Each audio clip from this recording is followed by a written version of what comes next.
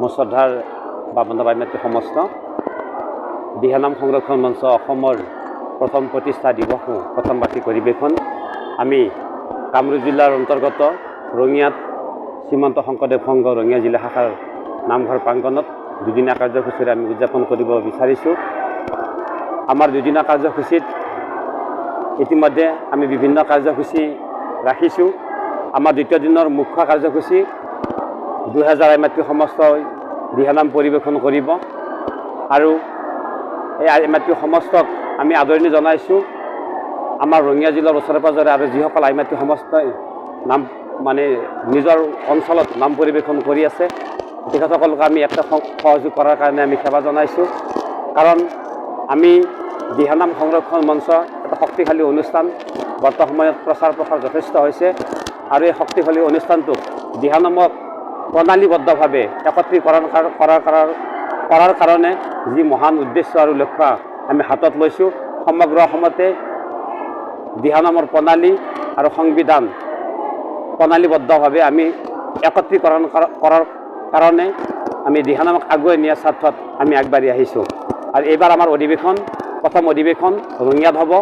আমি সমস্ত বামুণা আইমাতৃ সমস্তক এই অধিৱেশনত উপস্থিত থাকি সহায় সহযোগিতা আন্তৰিকতাৰে কামনা কৰিছোঁ।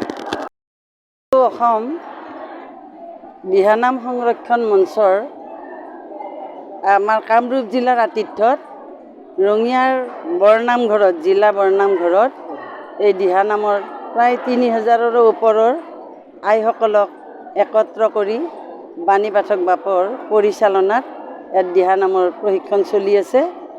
অহা জানুৱাৰীৰ 6 আৰু 7 তাৰিখে এই অনুষ্ঠানটো অনুষ্ঠিত হ'ব আৰু ইয়াত কেৱল ভক্তিৰ বাহিৰে অন্য একো নাই। সকলো জাতি জনগোষ্ঠী লগ হৈ আমি ইয়াতে এই দিহানামৰ ব্যৱস্থা কৰা হৈছে।